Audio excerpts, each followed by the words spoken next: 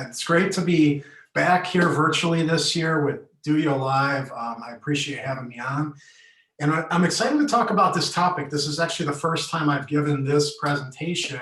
It's something that's come about, over the course of little over the last year or so. So with that, really, again, the talk here today is the frictionless selling system, and really how we've gotten to a point where we've seen this process, our marketing into our sales, kind of the funnel work together, where these deals just come through. And my CEO and I Andy Halka, we call them, frictionless selling, and kind of how that came to be. But first, I want to start off with everybody's favorite 4-letter word. And I'm going to get out of here. I'm going to stop my video so all the attention's on you. And this is amazing.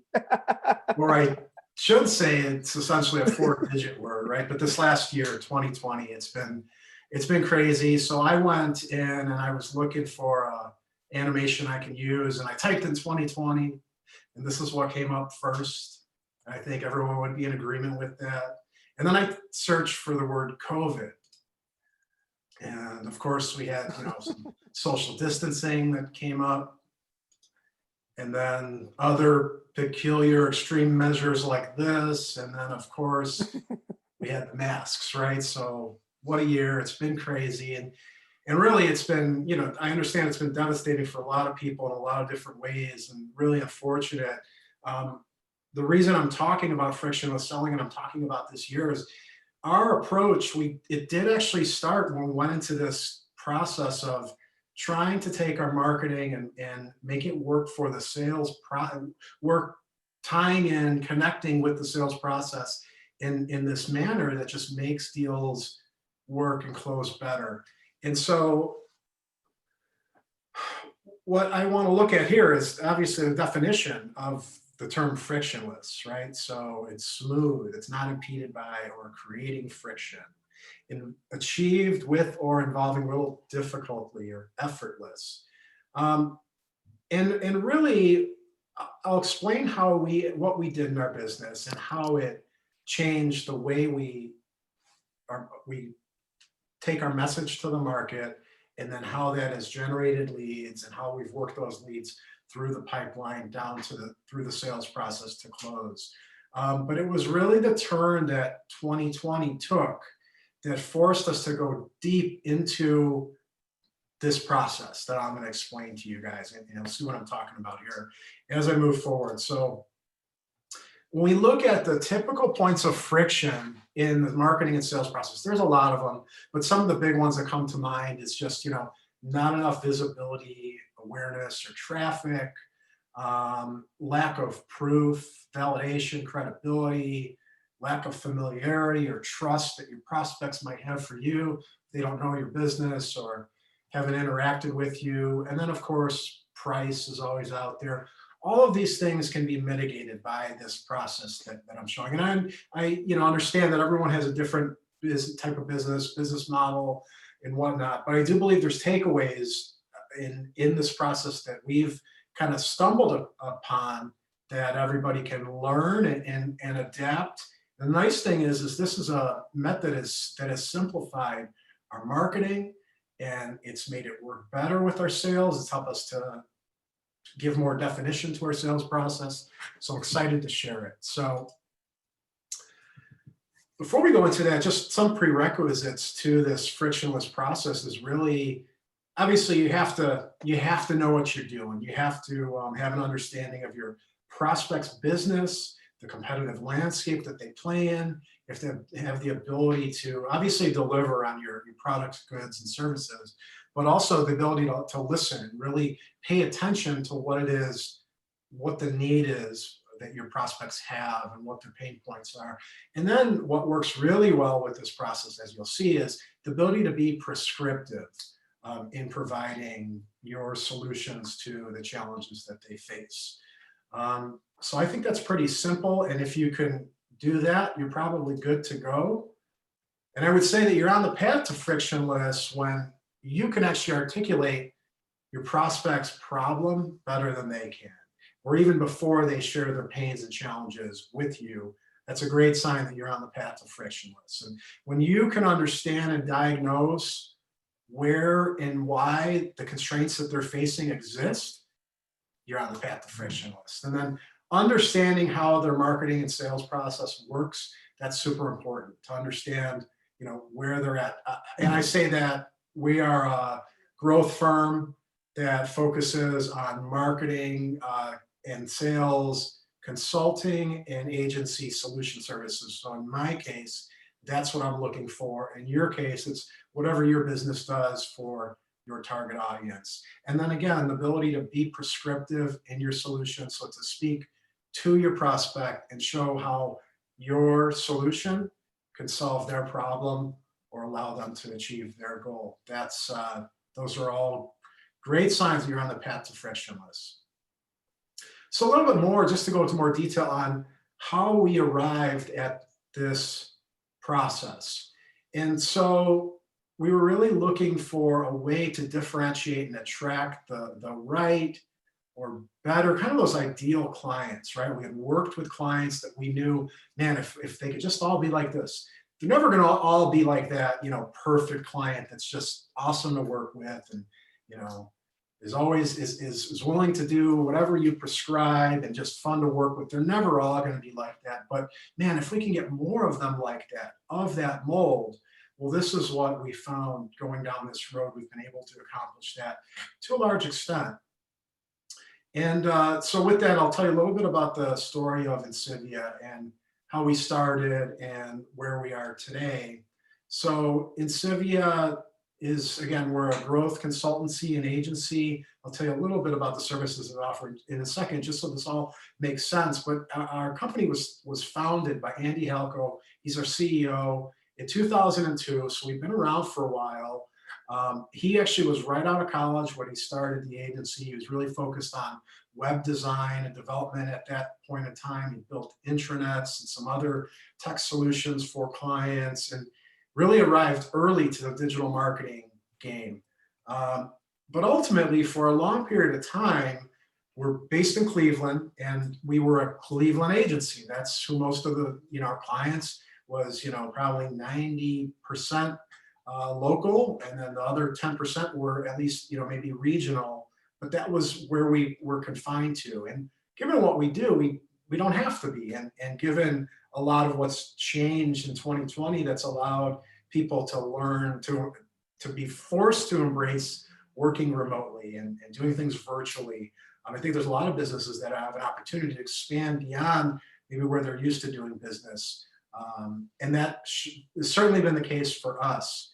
So going from that kind of local agency, branching out, our goal was to go broader. So before 2020, our goal was to go broader because what we do, again, doesn't necessitate that someone's local, and it's a finite market here in Cleveland. And so we knew that we would want to grow beyond, the region. We did have clients regionally and a few others elsewhere in the United States, but we knew to find the right clients, we were going to have to be fishing out of a bigger pool. And so there's two sides to the business. On one side, there's a consultancy. And so we come in and help clients with their go-to-market strategies that are based on really truly on their business objectives. And so we help with positioning and brand strategy, marketing strategy, sales strategy. We dive into product strategy. We work with a lot, as I'll tell you in a second, software and technology companies, and then we do a lot with data and analytics as well. So that's really the consulting side of the business. That's where we start. And then once we develop all those strategies and game plans, then if our clients want us to handle that stuff, the execution side, we're a full service agency. And so we have a team of in-house team of designers, developers, account strategists, marketing communications, paid advertising, SEO specialists, et cetera. We're a team of just a little over 20 at this point in time. And we've actually been able to have a team that's essentially distributed. We're all local to Northeast Ohio as of the start of the year, and then that's changed a little bit. So over the past 5 years, we've naturally gravitated towards focusing on companies in the software, tech, and device space. And a lot of that's a result of Andy our CEO and founder, him being a technical founder, and then other members of our team just having a expertise and passion for technology and software. I will say that over the last 2 years, this, as we go to market, has been our sole focus. So while we have a few clients that, we in the legal realm and others, we still have those clients, and obviously we can build a website and do marketing and all those types of things for those type of companies. Really, our ideal focus is in this realm of software, tech, and device companies. And so this is where we've really, the starting point for defining this frictionless selling system is getting really narrow on where we focus. And this is it for us.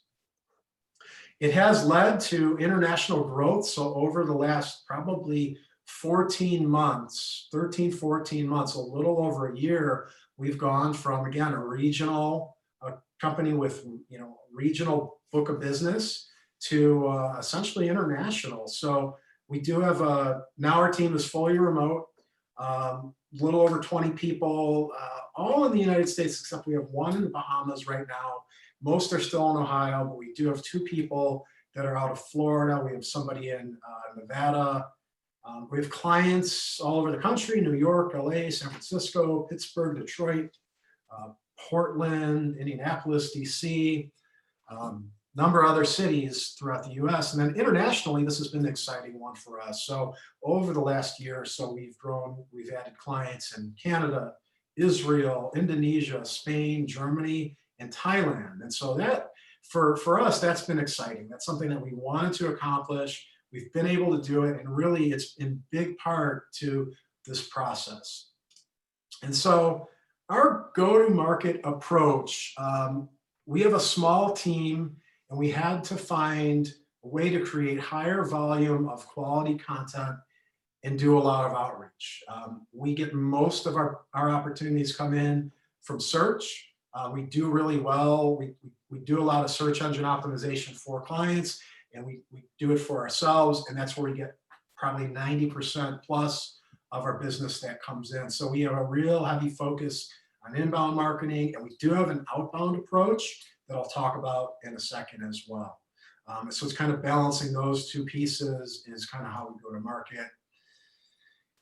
And then another piece, so not only just narrowing down our focus for that target market and audience, it was really to find our content engine. And so if you guys are tuning in, you're probably involved on the marketing side of things, the sales side of things. And you know that, Dennis has a lineup of people who are going to give you a ton of great information as it relates to content marketing, social media marketing, but that need to create so much content and put messaging out there, be consistent with it, that can be challenging. So I guess the one tidbit for me that I'm going to share on this is that we found a way to create a lot of content, high output, yet stay really laser focused on that audience and give value to them. And we really believe in, SEO as a way to grow in 2021 and beyond.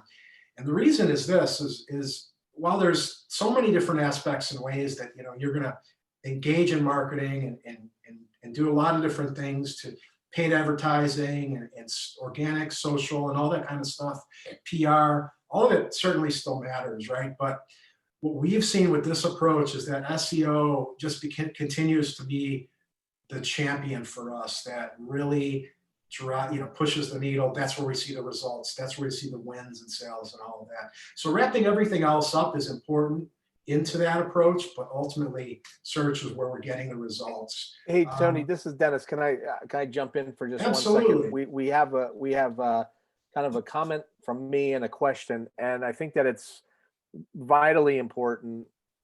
Just the opinion that I have, I see so many agencies out there that kind of don't live their mantra. You go out to your client and you talk about SEO as a strategy for growing your business. And it's really refreshing to hear that, like, that's what you do in your own business. Because a lot of times you'll ask an agency, like, so you want us to do Google AdWords, how do you get business? And they're like, word of mouth. So it's refreshing there. The question that came in is, how scary was it to just dictate and decide, like, we're going from, hey, we got to pay the bills, to we're going to get real finite and be narrow with our selection on, from a clientele perspective. So there's a lot of people on here and out there. And I just did an interview before this, and Colleen she's like, I do everything. And she goes, I really want to be just doing one thing, but got to pay the bills. So how scary was that for you guys? That's a great question, and it's so common to hear that. So I think it was a little bit tempered, a little bit easier for us to digest and really go all in than it is for most, only because Andy had started that process. I've been with Insivia for about a year and a half now. About 5 years ago, Andy started down that road, and so that helped. So he already had a little bit of a footprint, but more so than that, in our consulting, we work with clients, and that is so often a recommendation that we make to get really focused, to get, narrow your approach, gain more traction there, and then you can branch out into different areas. But you have to get really focused to create, those wins and that traction. If you're everything to everyone, you don't mean a whole lot to anybody, unfortunately. And so we had already been going down the path. We had seen the results of clients doing this. And so back in 2019, it was really the summer of 2019 that we developed this approach and we really started to put it into play. It wasn't scary for us, but that's only because we kind of had our feet in the water and we're playing with it, and we were seeing the results of that, and then seeing the results for other businesses, our clients, that were really, worked well. And so for us, it was exciting. But I understand, again, because we talk to our clients all the time about that, the hesitation, the feeling like you're actually giving up, you're turning opportunities away to go in deeper. And the truth is just, that's not the case. If you're getting all your business from search right now, then focusing on a different target market, that those rankings that you have shouldn't dry up. If you're getting word of mouth, if you're getting referrals right now, those probably won't just disappear. But if your marketing approach gets narrow, so the content that you're putting out there and the messaging that you're taking to the marketplace, if that gets focused, it's not like you're turning one thing off and turning on the other. So hopefully that makes people feel a little bit better. But it's a super common concern. The truth is that once you become that specialist and that obvious go-to, then you can start to branch out into different audiences and grow from there. So it's really a growth strategy. Super common to hear that. So great question. I want to just continue on talking about this content engine because that becomes so challenging. So how do I start to create all the content that's necessary to get people to understand who we are, to rank, to get people interested, paying attention, and us not disappear? So what we did was we realized that putting together live video, Dennis knows all about it. Dennis is always doing live video, webinars, that type of content that people, A, love to consume. B, the big secret to that stuff is it's easy to create. Once you get past that initial hesitation, it's super simple to create. And so we created these different series of live shows. And we said, we're going to do them every week. And what we're going to do is we're going to turn on the camera. And it was myself and Andy, and we would talk about these topics. And we knew we were going to talk about, but we kind of riffed on those topics. And if you have expertise in an area and you get some practice getting in front of camera, we're lucky in the sense that Andy and I have both been doing a lot of stuff video purpose and had to be in front of cameras and had to run webinars and sessions and public speaking, that it was actually easy for us. So we would just turn the camera on and talk. But the reasons that it's a great starting point for a content engine is that, to the points on the screen there, it is fast and easy to create. When you're live, no one expects you to be perfect, right? If you're to record something that you're gonna, start, stop, edit, all of that, you feel like you have to have the perfect take. When you're live, you do your thing, and people are going to understand that it's live. And so you want to deliver valuable content, but it doesn't have to be perfect. So it can be quick and easy. it's easy to repurpose. So you take a live video, you can have that transcribed, turn it into an article. You could turn it into a guidebook, some other type of download. You can turn, an article into the other way around. You can turn that article into a webinar, something like that. So, and then all that content, it's like search food, right? It's all bait that you're putting out for the search engines to pick up and find and all of that. So you can create different assets from it. You can stay really focused. And then all this stuff is great for social, right? You can take tidbits from the video pieces you do or share the video content. You get quotes when you're talking to people and all that kind of stuff. And so it becomes actually, it may not feel like it if you've never done live shows before, but it became pretty simple for us. So what I want to do is I want to show a series of assets. If Dennis, if you could just let me know. So I'm going to show you guys, this is our current show that we're promoting right now. So we do a weekly show. Again, a big target audience for us is founders of companies that are software as a service, so SaaS. And so we do the SaaS founder show. So every week we talk to a new founder, and then we have this series, upcoming shows, and other founders, guess what, like to hear from founders. So this is our target audience, to talk to SaaS founders. This allows us to have all these SaaS founders sharing this content on social to kind of grow our footprint and have people that are interested in the show, learning about us, so on and so forth. So there's all that stuff that's in there. But a better example would be one of the other shows that we've put together. So one of the first shows we did was one that was focused, and Dennis, you can see this page here that I jumped to. Unmute. Yes, I can. Yep. Okay, I just wanted to make sure. Website conversion. And by the way, I want to jump in once you cover this page. For sure. And so, we look at all the pain points of our ideal clients.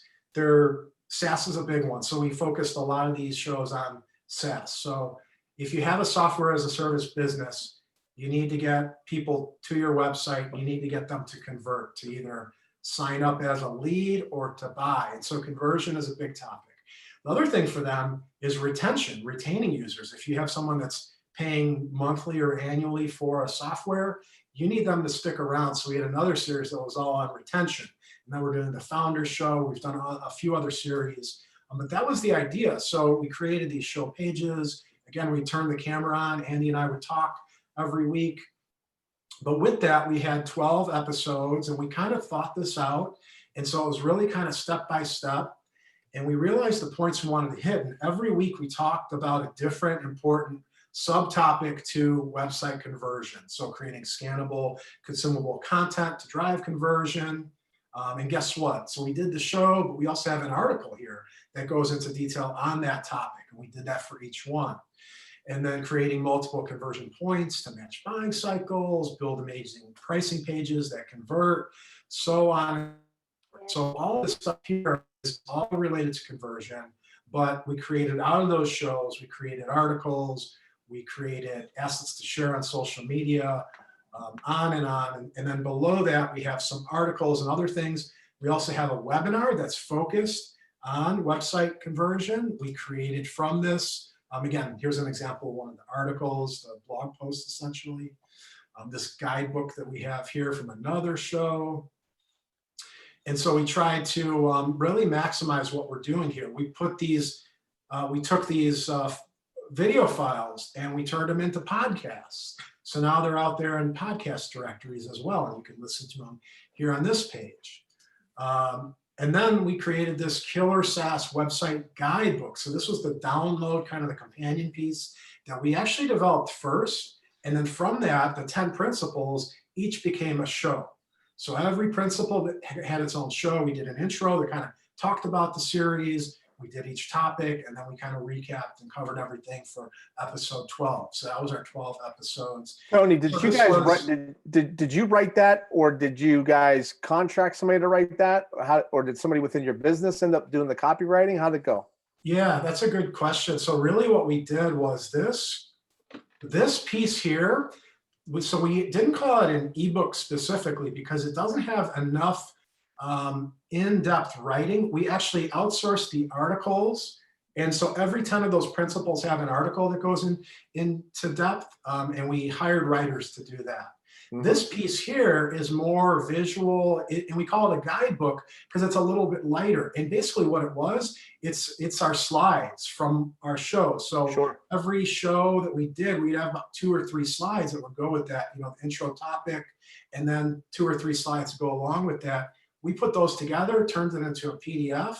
And so there's enough on there to understand the principles, but it's not so in depth that, it's like a really deep ebook. And so this was an easy asset to create, but we believe, you have that as a companion to watching the shows. There's a lot of value in context. It makes a lot of sense. It's first, I mean, obviously I love it. That's the only way that we've been able to scale our content is with this exact methodology right here of taking a pillar piece of content like a webinar or a live show and then reinventing it as many ways as that you possibly can. And I applaud you guys for that one.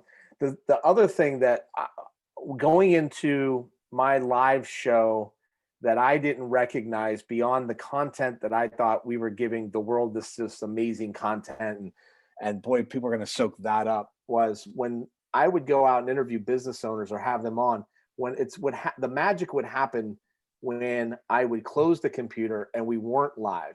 If I called you up and pitched you on my marketing services, you'd basically either not take the call or hang up on me and tell me you got to go. Yeah. And we always say in this role, bring value, you got to bring value, you got to bring value. Well, what I found was when I brought that type of value to a potential prospect, when we shut the computer, they wanted to talk for a couple hours and just we're an open book. And I never really recognized the lead opportunity from just even having one person on the show, whether anybody tuned in or not, was almost irrelevant to the fact that I was willing to sit there and invest the time. Did you guys find that through that series that you did that to be the case as well? We did, and we're seeing that a lot of a few of the series that we did were just me and Andy talking. And so from that, we saw something interesting I'll talk about in just a second. But yes, now that we're doing this interview series, we're talking to founders every week, and those are people that could be clients for us. We've also brought on a few of our clients to be on that show. And so, yes, the conversation usually goes on, and we've established what are kind of lasting relationships, even with the ones that we're not doing anything with. We're keeping in touch with them. They're kind of in our network now, and that's great. So yeah, that's super powerful, and it's a relationship thing. So the other thing I was going to say is just the power of, and I'm sure you see this, Dennis, just because you do a lot of webinars, you do a lot of live video content, is just the power of those pieces for when you actually talk to somebody. So for us, we have our shows and all that kind of stuff. People are finding that online. There are different places in the world. They're finding us and then filling out a form, and then I follow up, tell them to book time with me. When we get on the phone, they kind of feel like they know me and Andy, and we're doing video conferencing. And so they have their guards down because they feel like, okay, we know these guys, what they do. We feel comfortable with them because they probably wouldn't have reached out if they saw our show. Probably wouldn't fill out the form if they didn't feel comfortable or didn't like something about us. And so the relationship, the acceleration of kind of the know, like, and trust is really cool. Because again, they have a sense of, oh, hey, I'm talking to that guy. So they're like excited to talk to us. So pretty powerful.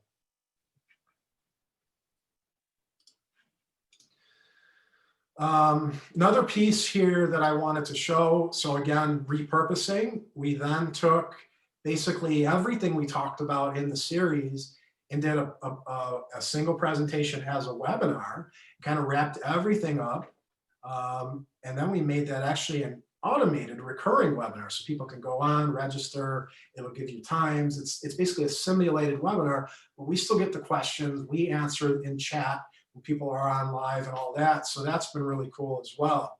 And then there's also, again, I showed you some of the articles. So we have pages of articles on the different topics of website conversion, demand generation, retention and reducing churn. So all the things that are challenges and our ideal clients are looking for help with, we have a bunch of content that we're continuously adding more to as we publish articles. So that's, and then I think I already showed the podcast page. So all that stuff was generated from just doing a single show. And it would be literally, we turned on the camera, we would live stream to Facebook, YouTube, Periscope, and then we would talk about 30 minutes. Andy and I, we knew we were talking about, we had an outline and just made it conversational, and that's kind of where we got to. All that content was created. And then in addition to that, it fueled our email marketing, because a lot of times we were promoting some of these assets, telling people about our upcoming shows, the recaps that were now available, and all of that. So that became the heart and soul. Almost everything we did from a marketing standpoint came about from those live shows. So I'll jump back here to my slides.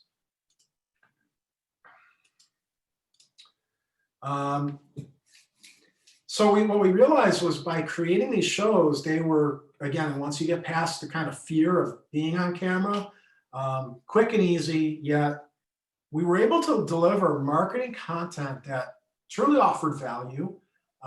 It defined what we were saying were best practices. We're showing people, here's a better way. Here's a way you can walk through this. And we would develop our own methodologies. And so they understood, the prospects that are reading this were like, oh, wow, I like that approach. That's pretty cool. And then we would show case studies and how we've done this with clients. And so that became exciting.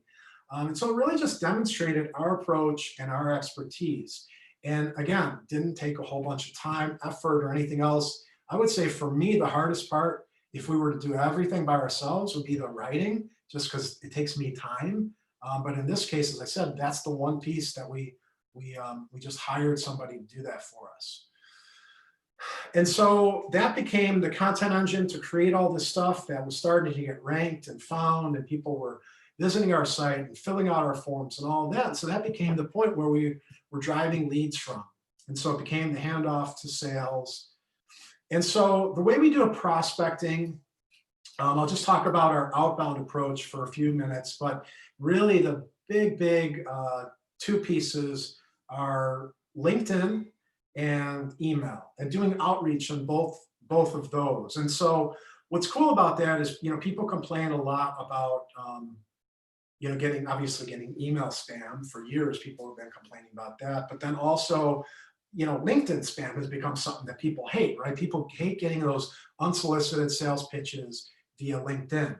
Well, we do a ton of LinkedIn, connecting with, I use Sales Navigator. I'll do searches. I'll try to find those founders or marketing directors, those ideal profiles in the software, tech, and device spaces, and I do a ton of outreach to them.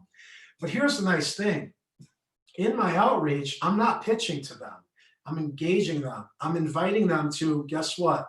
Look at all the assets that we've already created and we continue to create that helps them to get to know who I am, who Insivia is, understand what we do, and we work with companies like theirs, helping them solve a lot of the challenges that they have. I'm inviting them to, we have a couple different groups. We have our SaaS Growth Hackers group on LinkedIn. We share a bunch of stuff in there, all of the shows that we have, all of the other content, the articles, the guidebooks, and all, webinars, etc. And all of it, we're never selling. So it's all conversational. It's all inviting into our universe, into our network, and kind of warming them up essentially. So that is really the prospecting touch. And then we let the machine kind of go and take it from there. What we found is really important is once that lead actually comes in, whether they find us on their own or I engage them, we engage them as a team, and then they end up consuming our content and filling out a form. What we found, and this is something we played around with quite a bit to get it to where it is, and we're always refining and fine-tuning it, but for the most part, having a structured process in place was really important. So having structured discovery to diagnose their challenges and so on and so forth, the follow-up that we do, and how we send to share with them the overview of all the solutions and capabilities, all the way to the point of proposal and closing. So that's helped us a lot is really being structured in this, in the way we go about it. So first of all, a structured discovery meeting. So that's the first point. Lead comes in, I reach out to them, I send them a Calendly link or whatever, service you're using so they can book something on the calendar. And that call is exclusively focused on them, learning about them, getting to understand what their challenges are, and very mildly sharing with them a little bit high level about Insivia, what we do, where we play, the realm we play in and all that. And then once we understand, and I at the beginning of the calls, we typically tell them, we say, hey, here's the goal. We want to learn all about you. We'll tell you a little bit about us. You might have already learned about us. But if it sounds like there might be a business fit, what I'd like to do is really understand what the challenges are. We'll follow up with some things so you can learn more about us. But then I would like to schedule a next step as to understand, to make sure that there is a good business fit and dive in a little bit deeper and how what we do aligns with what your challenges are. And then we can take it from there. If it makes sense to go any further, then we put together a customized proposal, so on and so forth. And that essentially is our process. So the discovery is really focused on them, learning about them. And then when we come back, the subsequent steps, we're understanding them very specifically what their challenges are, and then we can talk to them. And that guides what are the resources that we send along and the case studies we can share. Big part of what we've focused on, I would say the last 6 months, is really shifting to storytelling. So every step in the process isn't just what we do, we can do paid ads and we can help you with your position. No, it's telling a story. Who's a similar client that we have? Maybe similar in size, maybe similar in industry, maybe similar in challenge that we've worked with, that we can say, hey, let me tell you the story about data ideology or ITS, these different clients that we have, or Gojek, and why they came to us. And it sounds a lot like you and what we did for them and how that worked out. And so that's helped a lot, is doing a lot of storytelling. So let's see here. Let's jump ahead to our next one. I just want to say, I do want to share some other things. Let me, I guess I do want to show, so in follow-up, so here's what we typically do in the follow-up process. We actually put together, so discovery, learning all about them, and then from there, as soon as we get off the follow-up, we typically send something like one of those assets. If we talked about, hey, they're having trouble with converting leads at their website, we'll send them this killer SaaS website guidebook. We'd send that. We have a number of these different types of guidebooks we can send along. That's right after the call. We thank them for their time. And then usually next day or so, we send to them this solutions guide. And so this is just a page we created, and it really talks about kind of what Insivia does, what we're all about. And it tells the story. It's, our 18 years in business, the different things that we do, our strategic consulting, and then again, a lot of proof and validation. So this is probably the biggest company we've worked with. We started working with them last December. They're a $10 billion company out of Indonesia. They found us because the president of one of the divisions, there's a series of divisions there, somehow found our content and sent it over to their VP of Merchant Services, Diera, who was our primary contact, and said, you need to, you need to read these articles that these guys are putting together, and you should reach out to them. We want to work with them. And so they contacted us, and they had a challenge. They had an offering there. They have a super app, and it's you can order food. It's kind of like if you combined, like Uber, so Uber Eats, Uber, and number of other like merchant services and things into one like app that kind of does it all. That's what this app is in Indonesia. It's massive. So they had a challenge that the app does so many things, they had a hard time articulating what their value proposition was, because it was almost like too much. So we had to streamline and simplify that for them. And that was a really fun project. So we include the story in here. We try to do this in all of our touches, is tell some of those stories, and then really explaining the different packages that we have. And so something we do is early on, we show our price points for some of these things. Not some of them, like all of them, brand, identity, and stuff like that. Go to marketing and sales, and it talks all about the way we do inbound and PR, advertising, all this stuff. I have to tell you, Tony, that's very bold and very transparent. Like there is there is, I think that in all of my time, I don't know many agencies that obviously, are this transparent with it. Really. And yeah, so this is something that we were probably a little more scared to do than even going really focused, because again, we kind of had a lot of proof and validation for us to take that dive to go really deep and narrow into the software tech and device space. But showing our pricing and early on, this was a lot more, kind of gave us more pause. But then we thought, you know what, we would rather put it out there, because if they don't have a budget, if they're not even close, then let's figure that out first. It's, they're either self-qualifying or self-disqualifying. And to the flip side, if they thought we were reasonable, good, then we knew they would book that next call with us to talk if we were ballpark. And I would say our pricing kind of related to most of the agencies that end up being competition for us. We're kind of middle of the road. We're not super cheap, we know that, but we're not that outrageous, cost that some big agencies can get away with. And so we tried it, and it has worked. And so yeah, it was kind of a scary step to take, but we wanted to put it out there. We do believe that because we're so focused, we can get away with that. Because if we're talking to someone that is looking at options and they have others who are cheaper, in most cases, they don't have the experience in the realm that we do. And if they're talking to someone that's more expensive and bigger, then we can be more agile. So we like to take our weaknesses and make them strengths in other ways. So, but anyway, so this kind of paints the picture of how we work, what this, we do a point system is for our retainer services, and try to explain that with, some visuals and whatnot here. So when they get to that business fit call, there's no like shock value about our price points or anything like that. They have a sense. Everything we do essentially is somewhat customized. So these are kind of common levels that our clients are coming in at, but it gives them an idea. So they get that about a day after they talk to us. And then from there, they book a business fit meeting where we talk more about those things. Okay, so you're interested most in talking about our consulting for repositioning you guys in the marketplace, and then a marketing strategy. And that'll be phase one, and then maybe down the road, agency services, website, whatever. And so we get really focused. And then we have that deeper conversation during that business fit meeting. And then if that goes well, we say, great, we're going to go ahead and put together a proposal that is, customized to this conversation. And then we send over that, and that has more precise pricing and scope and all of that.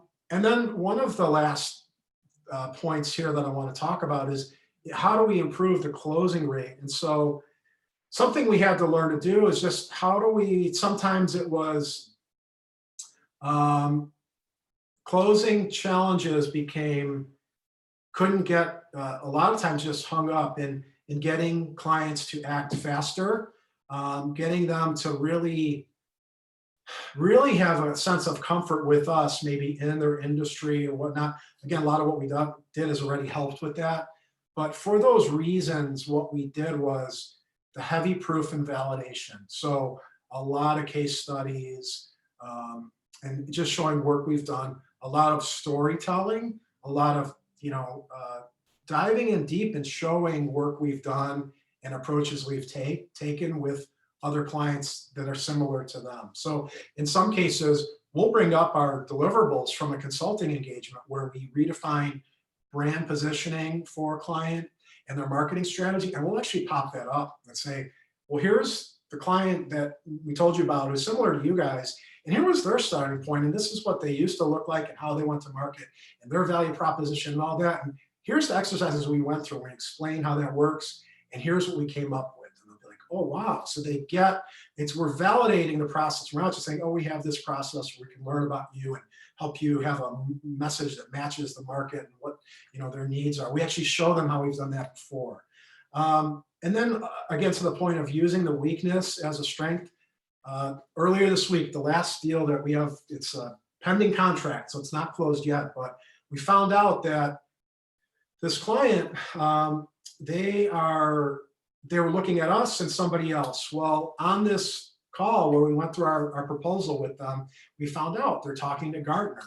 And we thought, okay, that's pretty interesting, right? Massive company. So we used kind of our weaknesses, smaller, lower price point, all that stuff. We can really partner with this client probably for longer term and really understand and really focus on them better than a big, massive organization like that can.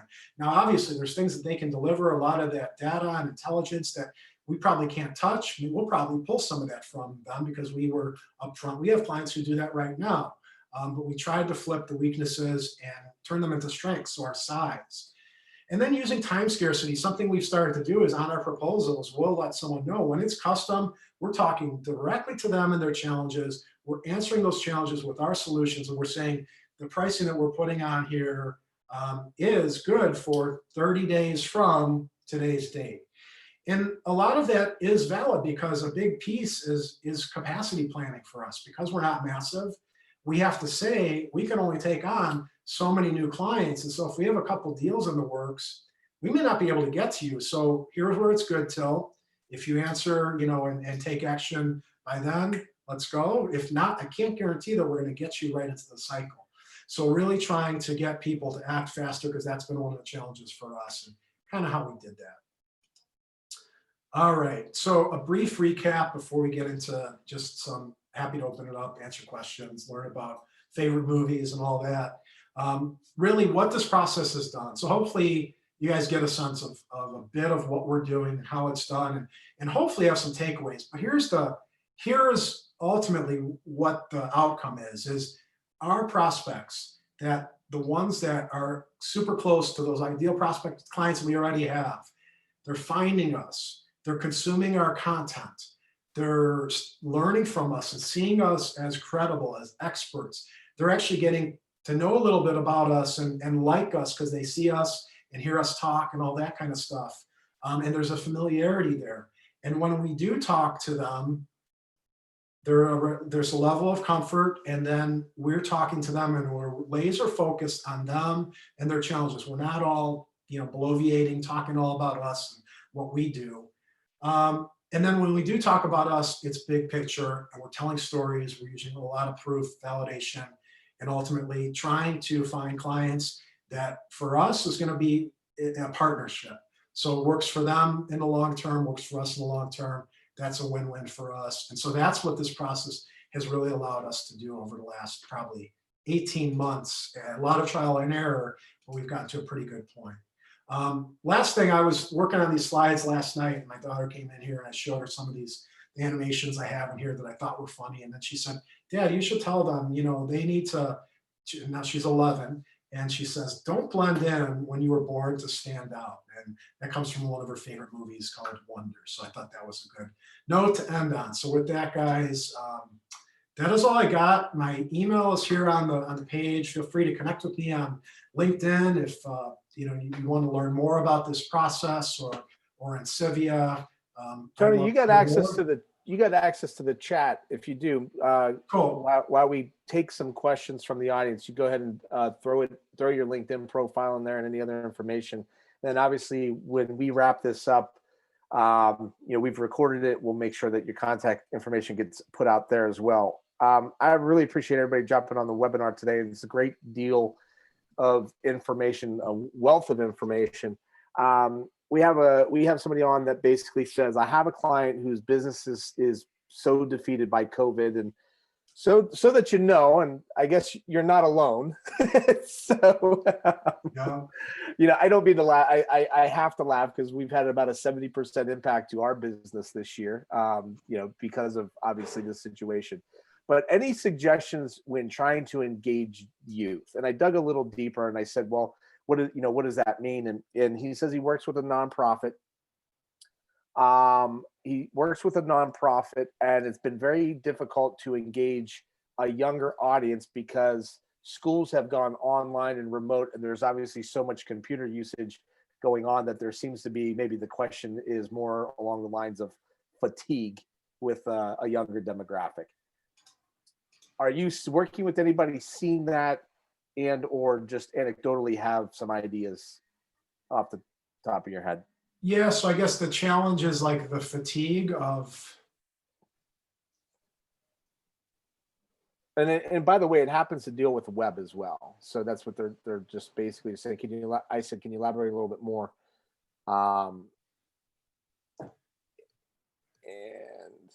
so yeah, clients, engage youth for web. I think it's really important just understanding that audience. So this is where we kind of start with everything is, understanding the audience. And obviously I don't know exactly who the target is here. It's youth, I understand that, but where are they spending time, that audience? What is their goal there? And starting to play in that sandbox. So if it's youth, you got to get on Instagram I, and TikTok. I immediately, um, you got to go fishing where the fish are, right? Absolutely. And so I would strongly look at like a TikTok strategy. I don't say that to everybody, but like if you're looking at it, like I almost think that even you're gonna potentially miss them with Instagram. But I'd look at developing a TikTok strategy, one that's not geared towards advertisement. Maybe you can go find somebody, an individual in their own demographic, and just basically put something in their hands. My kids are still consuming a lot of YouTube as well. Yeah. Um, but it's funny. It's like it's difficult to tell what's going on with YouTube and the endorsements that a lot of these YouTubers are taking because they don't necessarily aren't always transparent with it. But a lot of the videos that they're watching have to deal around gaming, like the Twitch type of audience. And I know that there's a ton of product placement and annoying voices from the people that I don't know why on YouTube you have to have an annoying voice in order to be able to get a kid's attention. But um, I look at my own kids. I know that the 11-year-old, we've put TikTok in his hands and we try to do our best with monitoring that. And then I know that they, all the kids, including the 3-year-old, on up, 7, 9, 11, they're consuming a lot of YouTube content. Yeah, and I guess the point is that once you understand where that audience is, it's also delivering content that's going to be valuable and interesting to them. So we can't just take a wholesale approach to, here's my content for different channels, and here, what I have for LinkedIn is going to the same thing that's going to TikTok, right? Because totally different audiences. And something that I would suggest, and I get that, that's an interesting one, about the fatigue, right? Because kids are sitting all day on a laptop and they probably don't want to be there. So maybe the digital engagement is down a bit. Um, my thought is, okay, if is there a way to engage the influencers, which would be probably the parents, right? So if you can't engage if the kids are challenging or you're working on that strategy, the other side of it is how do you engage the parents, and how is there an inroad there to the kids as the parents are the influencer?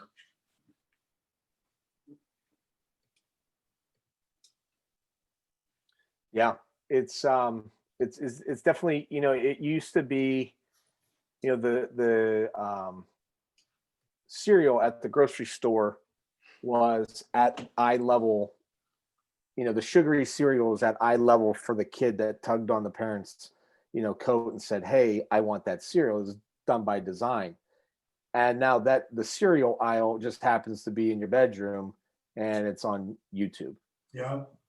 you know. Um, yeah. Funny, I was just telling my daughter about the cereal boxes, the toys, and that's used to be why you wanted the cereal, was because what was inside, and that's what parents bought, right? She's like, really? So yeah, that's a good point. That's what YouTube and TikTok and all these places are today. And then from there it becomes building kind of the mousetrap, um, back to the website eventually of, what is it going to be? And I think, um, in just trying to figure that out. I mean, that's everybody's challenge, regardless if you're in a nonprofit or for profit. Getting attention is a challenging thing in a noisy world. But I think that, Tony, I think speaking to your point is that as you guys became more focused and streamlined in identifying your audience, that ultimately ends up helping it as well. Yep, for Yeah. sure. Another thing that I would add is, looking at web and engagement on via web, it's real important. I think it's easy for people, this goes to that conversion aspect. It's easy for us to think about, that sale, that transactional step, whether that's you sign up, purchase something online, or it's you book time to talk to Dennis so I can see if, he can help me out. That's where everyone puts their attention on, but we have to realize that that's the smallest portion of your audience is ready for that step. And so engagement has to be there. And so your experience at your site needs to speak to all the levels. And so we typically recommend that there's kind of 3 levels of conversion on any site, and should be throughout the site in many different places. So something for everyone, essentially. So the first one is the lowest level of commitment. So that's for like newsletters and things. They have to offer something compelling. You can't just say, sign up for our newsletter. That doesn't work anymore. But that value that, okay, if I do that and I'll get some value, great. That's for those people that are just starting to look, or they're not, ready for to make that commitment just yet. And then there's the people who are kind of researching and figuring what's out there and which way they want to go, but they're not ready to buy, but they're comparing. So they're looking at you and they're looking at others. And so you should have something that is another step, a little bit deeper commitment for those people. So things like webinars and calculators and surveys, those type of things tend to be that second level of commitment. There's a bunch of different things you could do there. And then that last step, which is the one that most people focus on, but again, that's the obvious one. That's the sign up now or book a demo or whatever it is, depending on what you're doing. But think about those first 2 segments as well, because they're going to turn into those buyers, but you got to move, you got to nurture them along the way. Tony, thank you so much, my friend. It's great to see you, even virtually. I'd rather be in person, but soon enough, my friend, we'll get together. I wish you and your family a safe and healthy, happy holidays. Merry Christmas to you guys, you and Monica, and your lovely daughter. We will be back next Friday with the MLO bros. They're in the mortgage industry, taking a blue blood industry, turning it on its head and doing some really fun stuff with their marketing. They created a Facebook group, and it's a community-driven group. And they've got a live podcast a couple nights a week, and they just do some of the funnest stuff that ultimately, like they did a big turkey giveaway on Thanksgiving, and it's equating into opportunity for them as well at the same time. So looking forward to having them on. Tony, thank you for all the time that you put into this today. Really, very much appreciate it. Hopefully you grab Tony's contact information in the survey, or I'm sorry, in the chat. When you leave this today, there's going to be a survey. I'd love for you to be able to take it. Give us some feedback as to what you think about, obviously, Tony's talk, to do your live virtual sessions. And thank you, everybody, for dropping on by today. I hope everybody has a great weekend. Stay safe. We'll see you. Hey, thanks for having me, Dennis. Say hi to the family, and thank you, everybody, for joining. I appreciate it. Thank you, Tony. Great job. Take care.